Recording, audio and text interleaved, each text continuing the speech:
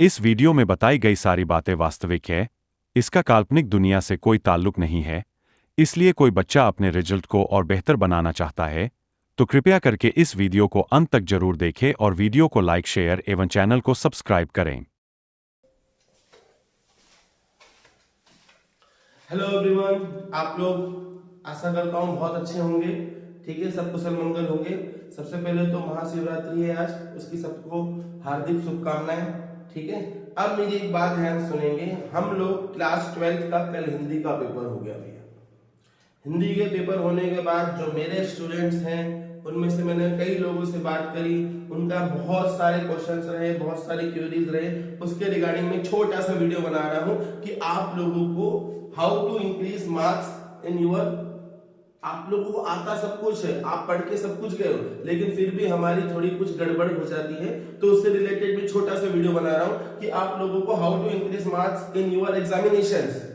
भैया आपने पढ़ के सब कुछ किया है, तो उसके रिगार्डिंग मैं सिर्फ वो क्वेश्चंस के ऊपर बात करूंगा जो मुझे बार बार पूछे गए हैं, और उसके माध्यम से, इस वीडियो के माध्यम से आपको हम 2 से 3 मिनट या 4 मिनट मैक्सिमम लेके ये सारी चीजें हम कन्वर्ट करेंगे कि हम आसानी से समझ पाएंगे कि हमारा जो मेन मोटो है वो क्या है, कि भैया हम कैसे कॉपी में लिख दें। ठीक है, तो ज्यादा समय ना बर्बाद करते हुए मैं सबसे पहला क्वेश्चन जो मेरा बच्चों ने पूछा गया है, ठीक है, उसको हम लेते हैं। जैसे पहला क्वेश्चन पूछ रहे हैं कि भैया सर कॉपी में लाइन खींचना है क्या। ऑलरेडी तुम्हारी कॉपी में साइड में लाइन खींची हुई है, उसमें समय बर्बाद करने की कोई जरूरत अपने को नहीं है। ठीक है, पहला प्रश्न समझ में आ गया कि भैया कॉपी में लाइन खींचना है क्या। नहीं खींचना, ऑलरेडी खींची हुई है हमारे पास। हमको पता है 3 घंटे की एग्जामिनेशन होती है, 15 मिनट के अंदर अपने पास कॉपी में कुछ एंट्री फिलअप कराने के लिए टीचर्स लोग आते हैं, तो 10 मिनट 15 मिनट तो अपने उसमें ही खराब हो जाते हैं। तो अपन क्यों उसमें लाइन खींची, उसके ऊपर भी लाइन खींच रहे हैं। आ रही मेरी बात समझ में? वैसा करने की कोई जरूरत नहीं है। हाँ, आपको लगे कि सर क्वेश्चन मेरा आंसर खत्म हो गया तो उसके नीचे लाइन खींच दो, वैसे उसकी भी कोई आवश्यकता नहीं है। ठीक है, वो क्यों आवश्यकता नहीं है वो मैं समझा दूंगा अभी 1 मिनट में। 15 मिनट तो आपके पता चलता है 9-9-5 में पेपर मिल रहा है आप लोगों को। ठीक है, उसके बाद 10-15 मिनट उसकी एंट्री होती है, तो 3 घंटे में ही होती है ना एंट्रीज, वो जो आते हैं चेक करते हैं इन्विजिलेटर्स, तो उसमें भी समय बर्बाद होता है। तो अपना लाइन खींचने में समय बर्बाद क्यों करें। नंबर 2 क्वेश्चन, सर हमको कहीं नहीं आता या आता भी है, जो आने वाले बच्चे हैं उनके लिए बात कर रहा हूं मैं, कि सर हम ऑब्जेक्टिव बाद में करेंगे, पहले हम बड़े बड़े क्वेश्चंस करेंगे। अभी मेरे पास 4-5 बच्चे रोते रोते आए, बोले कि सर मेरे ऑब्जेक्टिव मेरे को आते थे, 6-7 ऑब्जेक्टिव छूट गए। क्या किया, पहले 4 नंबर के निबंध वगैरह ये सब लिखने बैठ गए, 2-2 पेज 3-3 पेज के लिखने बैठ गए, जबकि उसमें क्लियर स्पष्टीकरण दे रखा है कि भाई 4 नंबर है, तू 40 पेज भी लिख दे तो भी तेरे को 4 नंबर ही मिल रहा है। तूने पहले स्टार्ट वो कर दिया, पता चले 2.25 घंटे हो गए, 2.25 घंटे के बाद तेरे 2 नंबर भी क्वेश्चन छूटे हुए हैं और ऑब्जेक्टिव भी छूटा हुआ है। इसलिए बोला जाता है कि पेपर का जो क्रम है उस क्रम में लिखो। अगली भाषा में आप लोगों को 32 नंबर के ऑब्जेक्टिव आए थे कक्षा 12वीं में, लगभग किसी के 30 पेपर, किसी के पेपर में 30 नंबर के ऑब्जेक्टिव आएंगे, किसी के पेपर में 28 के ऑब्जेक्टिव आएंगे। अगर 12वीं की फिजिक्स केमिस्ट्री और फिजिक्स केमिस्ट्री बायोलॉजी की अगर बात करूं मैं, तो सबसे पहले जो पेपर का ब्लूप्रिंट बनाया गया है कि हम सरल से कठिन की तरफ जाए। ठीक है, तो सरल से कठिन की तरफ पहले वस्तुनिष्ठ कर लें, उसके बाद 2-2 3-3 नंबर के क्वेश्चन, फिर हमारे जो 4 नंबर के क्वेश्चन आते हैं उनके ऊपर बात करें। आप सर कुछ गलती हो जाएगी क्या, पहले अगर बड़े क्वेश्चन कर दोगे, कोई गलती नहीं होगी बच्चा, लेकिन बाद में आप लोगों के पास 15 मिनट इन्विजिलेटर खा जाएगा, आपके पास समय नहीं बचेगा। ठीक है, कल मेरे पास बच्चे ऐसे आए 6-6 क्वेश्चन छूट गए, 7 क्वेश्चन छूट गए। तो भैया क्यों छूटे, सर हमने तो जगह भी नहीं छोड़ी, हमने सोचा आखिरी के अंदर कोई बता देगा या कोई लिख लेगा। तो ठीक है बेटा, जिसको बताने का ही टेंशन है कि भाई कोई आके मेरे को बताएगा 10 मिनट छूट मिल जाएगी, तो वो तो आखिरी में ही लिखे।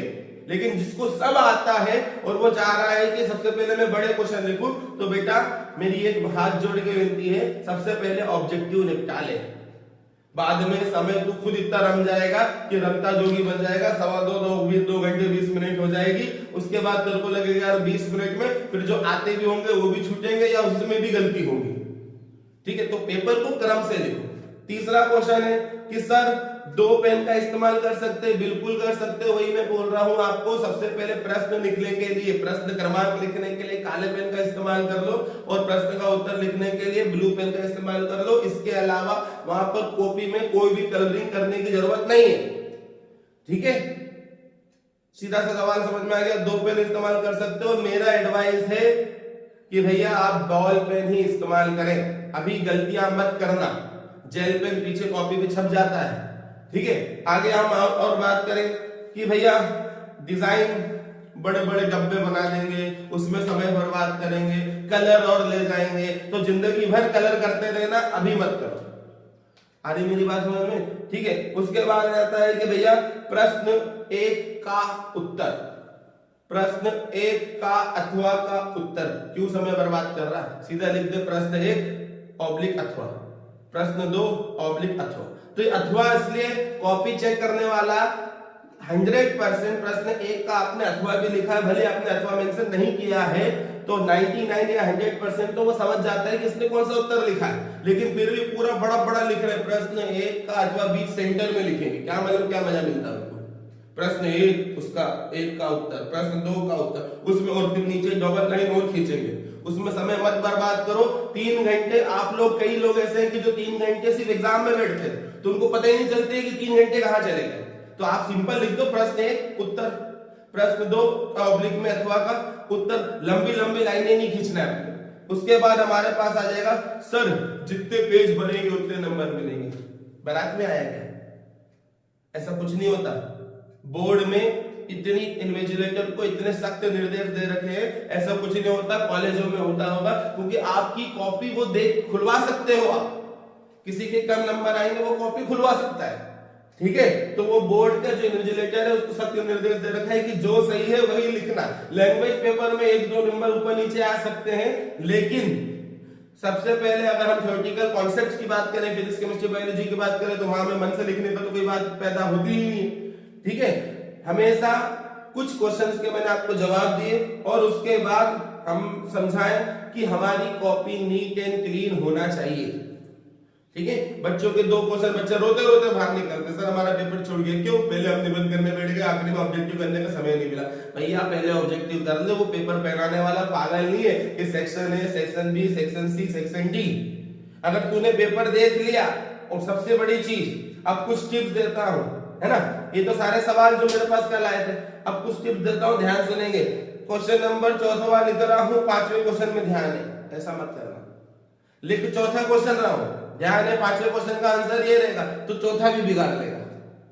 जो क्वेश्चन है सरल दिमाग से, कई बार ऐसा होता है कि हम याद सब करके जाते हैं, लेकिन वो चीजें हमको परीक्षा में याद हो जाती है, याद आ जाती है, रिकॉल हो जाती है, ठीक है। 1-2 बार भी पढ़ा होता है तो रिकॉल हो जाती है। तो ऐसा नहीं है कि प्रश्न क्रमांक 4 का उत्तर लिख रहे हैं तो प्रश्न क्रमांक 6 का दिमाग में चल रहा है, अच्छा 6 में मेरे को ये करना है और यहाँ पता नहीं फलाना दिमाग में चल रहा हूं, तो वो 4 का उत्तर में कभी कभी 6 का उत्तर लिख दोगे तो ऐसा बिल्कुल भी नहीं करना है। 2 पेन का इस्तेमाल करना है। मेरी सलाह है, पर्सनल सलाह है, पहले ऑब्जेक्टिव निपटा, क्योंकि 30, 32, 28 से लेकर 30, 32 नंबर तक आपके ऑब्जेक्टिव ही पूछ रहा है, ठीक है। तो पहली चीज, और दूसरी चीज, साफ साफ लिखिए। तेरे पास एक ब्लू पेन है तो उससे लिख दे, कोई समस्या नहीं। ऐसा कहीं नहीं लिख रखा है कि पेन ब्लू से या ब्लैक से, सिर्फ आप ये इस्तेमाल कर सकते हो, ब्लू पेन और ब्लैक पेन इस्तेमाल कर सकते हो, सिर्फ और सिर्फ। आई बात समझ में। थोड़ा जल्दी जल्दी इसलिए बोल रहा हूँ कि छोटा वीडियो बनाना है, क्योंकि आप लोग भी नहीं रुकते हो। कल हिंदी का पेपर था, मेरे यहाँ पे जो वीडियो डले हुए क्लास 10 के वीडियो बनाए, उसमें से 4-5 क्वेश्चन 12th के पेपर में वैसे के वैसे आ गए, नाटक, एकांकी वगैरह, ये सारी चीजें आप लोग देख सकते हो। अब मैं कोई हिंदी का टीचर तो हूं नहीं, फिर भी मैं हिंदी के इंपॉर्टेंट बता रहा हूँ, तो हो सकता है उसमें कुछ गलतियां निकल जाए, ठीक है। तो आप लोग गलतियों को ध्यान सुने। जैसे फॉर एग्जांपल, कलम का जादूगर 3-4 लोगों को कहा गया है, आप नेट पे सर्च मार लेना, आपको इजीली मिल जाएगा। और दूसरी चीज, हमारा जो रामचरितमानस है वो हमारी तुलसीदास ने लिखी है, ठीक है। तो ये मैं पहले क्लियर कर दे रहा हूं कि I am not a Hindi teacher, I am just a mediator for you. आई बात सर में मैं आप लोगों को 10th क्लास तक सारी चीजें पढ़ाता हूं, लेकिन मेरा सब्जेक्ट हिंदी नहीं है, फिर भी मैं अपने आप कोशिश कर रहा हूं, ठीक है। मेरा सब्जेक्ट साइंस, मैथमेटिक्स, फिजिक्स है, लेकिन बच्चों का प्यार है कि उसमें हिंदी भी पढ़ाना पड़ती है, इंग्लिश भी पढ़ाना पड़ती है, ठीक है। I am teacher, government teacher of mathematics, ये नहीं बताऊंगा कहां पर, ठीक है। चलिए बेटा, all the best for your examinations. अगली वीडियो में हम मिलेंगे। Thank you so much for listening me. Thank you.